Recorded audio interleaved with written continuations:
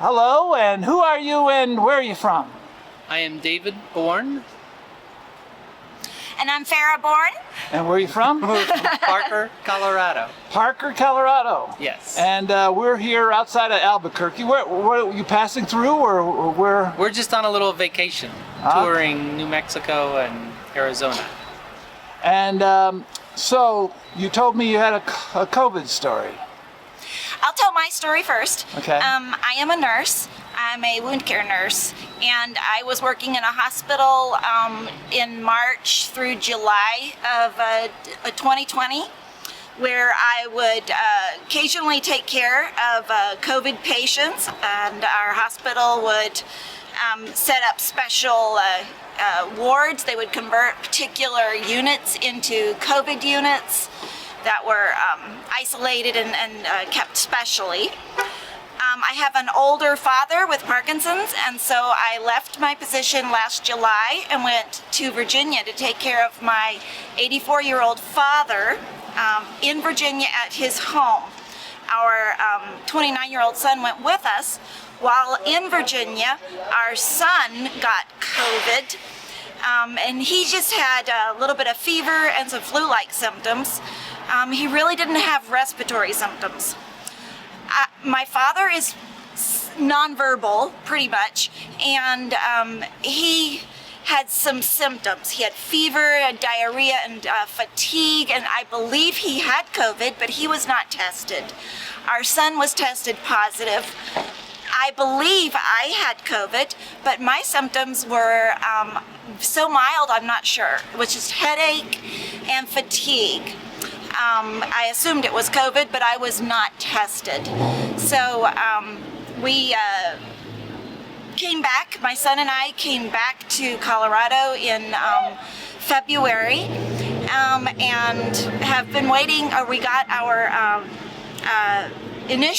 our first vaccination just last week. The delay was because we had a lot of difficulty getting an appointment. Lots of people in Parker, Colorado wanted to get their shots, and so the appointments were difficult to come by. Now your turn. Okay. I'll start by talking about one of my brothers. I've had two brothers that had COVID. One of them was his wife went to they live in Tulsa, Oklahoma, and his wife went to a party. It was called a When I'm 64 party. And this was with a bunch of people from high school and college, I believe. And my brother didn't go, but anyway, this was very early. People weren't wearing masks. They weren't social distancing. This was like in February or so. I'm just guessing there, but anyway. So she came home, and a few days later she got sick, and like she had the flu, and lost her sense of taste. So, taste. And so they're pretty sure that she had it, although she was never tested while she had it. Later they tested for the antibodies, and she did have it. Apparently my brother got it from her, but he didn't have any symptoms whatsoever. So, and again, this was early, so who knows? He might have had it and spread it or what, but he never had any symptoms. And then I had another brother who he was in kind of a bad way. He had cancer of the esophagus, and he was in Phoenix, and he was just getting weaker and weaker, and he wasn't really responding to anything. He'd had treatment for his cancer, but he got to a point where he was too weak for it. So we went out to visit him, and he was in hospice at the time, and so the family was going to take in turns spending time with him. Well, I had been there for about 5 days, and then probably the next to the last day, they suddenly told me he had COVID. And this was kind of a shock to me because I'd been with him. I'd been doing probably I wasn't doing excellent, but I was wearing my mask most of the time. But we'd get on the phone with somebody, and I'd hand it to him, and then he'd hand it back to me, and And so when I learned that he had COVID, I was pretty worried. But It was known that he had pneumonia. It was not known that he had COVID-related pneumonia. we think he probably picked it up in the facility there. Anyway, so long story short, I got tested and I was negative. Probably when I got tested, it was really too soon. I mean, now that I know more about it, because I got tested probably the day after. I could have been exposed and then tested the next day. So anyway, I flew back to Denver and then he died not too long after that. So yeah, he really, this underlying what he died from was the cancer, but he had COVID when he died. So I think they count that as a COVID fatality. Wow. Have you been? So you've been distancing and been careful this whole year. Yes. And you've actually been away from home from this last year, and COVID has been part of that story.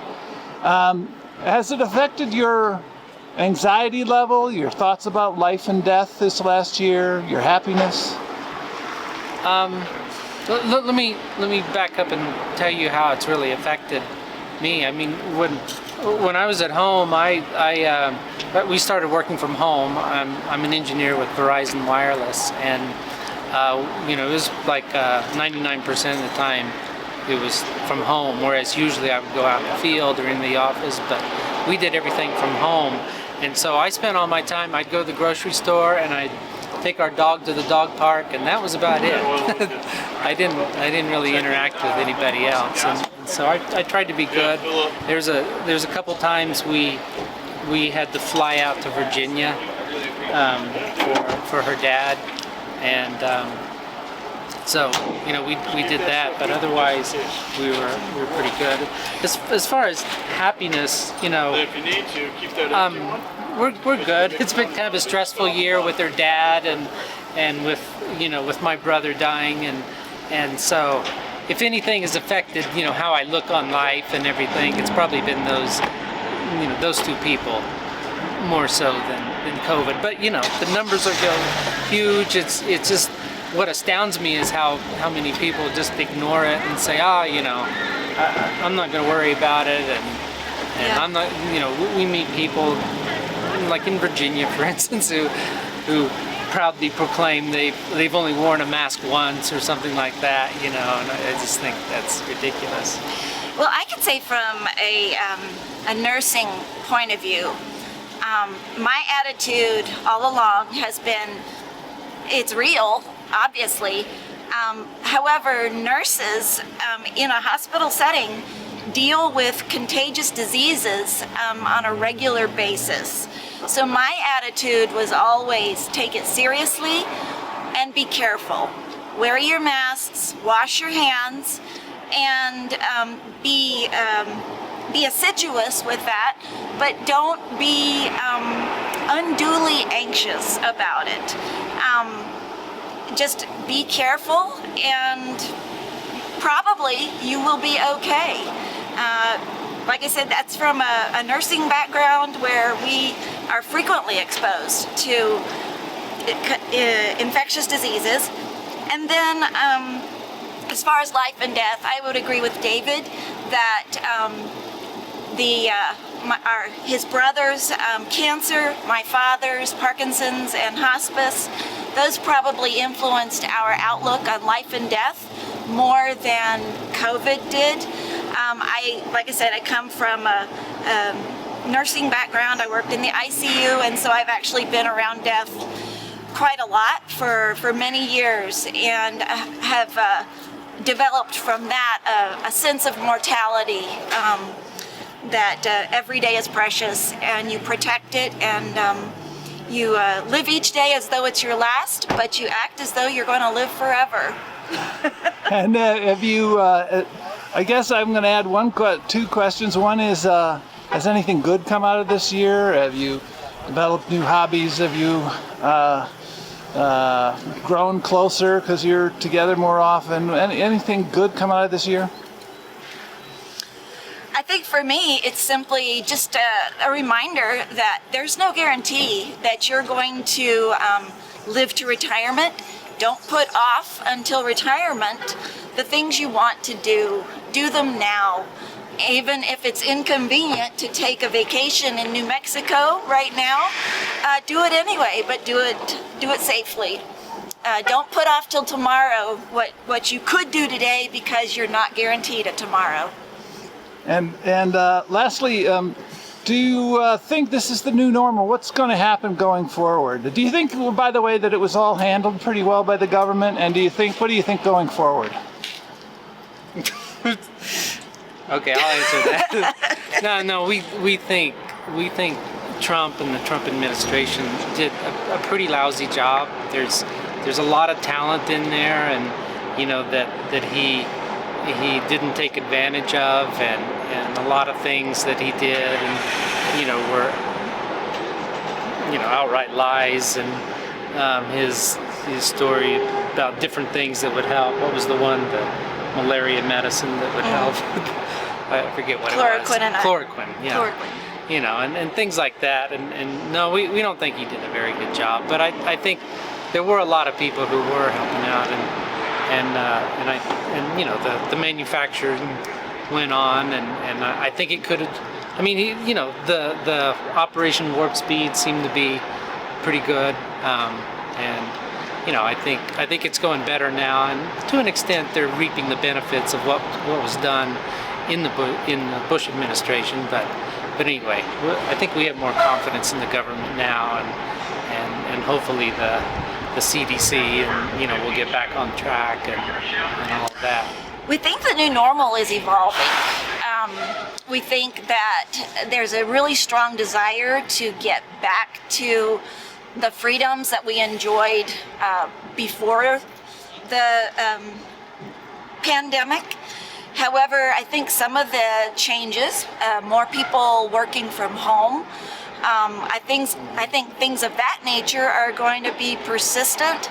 I think cautiousness in public places, a new emphasis on hygiene and taking responsibility for your health, and being careful. I think those are some good aspects of the pandemic that hopefully will go on. I'm going to guess that people are going to, if somebody feels like they are getting the flu or something, I think they're going to stay home more. They're going to wear masks more.